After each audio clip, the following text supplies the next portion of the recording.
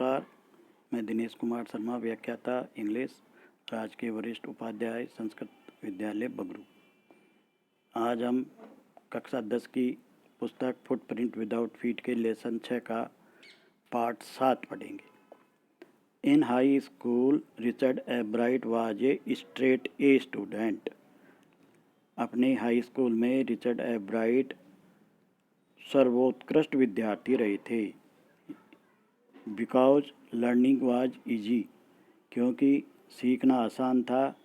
He turned a lot of his energy towards the debating and model united nation clubs.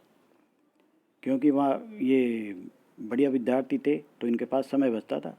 He turned a lot of his energy, उन्होंने अपनी ऊर्जा को मोड़ा toward the debating and model United Nations clubs, debate करने में।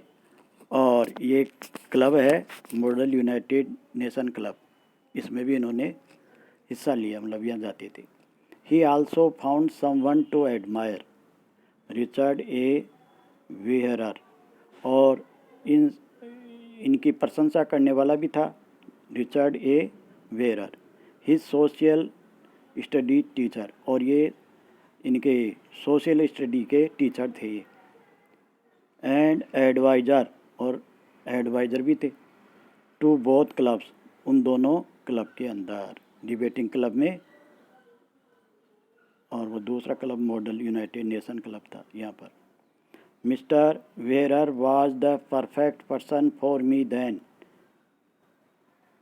ये बता रहे हैं हमको कि जो ये मिस्टर वेहरर है, जो उन दोनों क्लबों में एडवाइज़र भी थे इनके और सोशल स्टडीज़ के वो थे, अध्यापक भी थे, उनके लिए कह रहा है कि वो परफेक्ट पर्सन थे फॉर मी, मेरे लिए।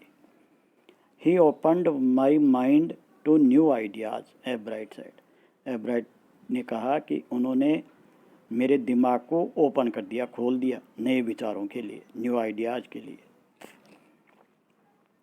Richard would always give that extra effort, mister Weherer said. अब ये इनके अध्यापक बता रहे हैं कि ये रिचर्ड है, always give that extra effort, कि ये हमेशा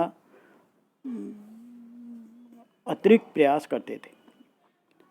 वाट pleased me was here was this person who put in 3 or 4 hours at night doing debate research besides doing all his research with butterflies and other interests.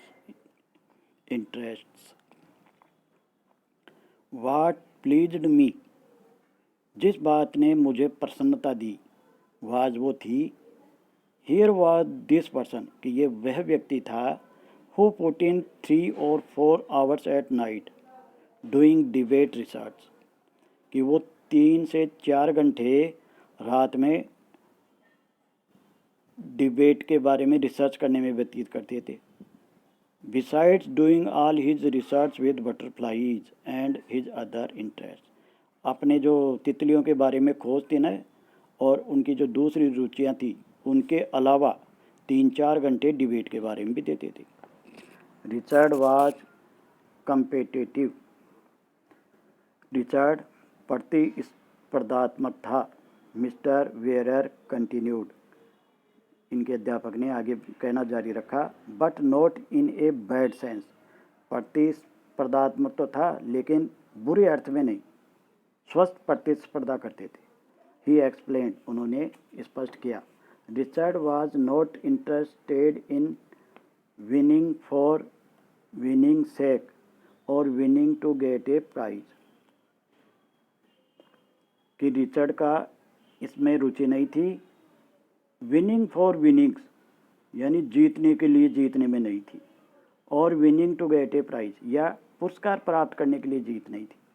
Rather he was winning because he wanted to do the best job he could, वह जीतता था क्योंकि वह सबसे बढ़िया कार्य करना चाहता था। For the right reasons he wants to be the best, उचित कारणों के लिए, सही कारणों के लिए, he want to be best, वह सबसे सर्वोत्कृष्ट बनना चाहता था। and that is one of the ingredients in the making of a scientist, and that is one of the ingredients, और ये उन घटकों में से एक घटक था in the making of a scientist, जो वैज्ञानिक बनने के एक घटक है उनमें से एक घटक था। Start with A first rate mind, बढ़िया दिमाग के साथ शुरुआत करते हुए, एंड क्यूरियोसिटी, और बढ़िया ऐड क्यूरियोसिटी, और उसमें क्यूरियोसिटी का जुड़ जाना, and mix in the will to win for the right reason, और साथ में उसमें मिक्स हो जाना उचित कारण के लिए जीतने की इच्छा। Ebright has these qualities, Ebright में ये सभी गुण थे। From the time the book the travel of monarch 10th open the world of science to him,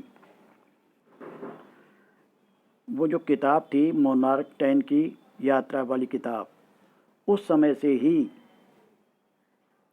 open the world of science to him, उसके सामने विज्ञान का संसार खोल दिया था। Richard Ebright has never lost his scientific curiosity, Richard Ebright ने अब विज्ञान के बारे में जो उसकी जिज्ञासा थी ना, उसने कभी भी नहीं खोई। आज ये छठा पाठ खत्म।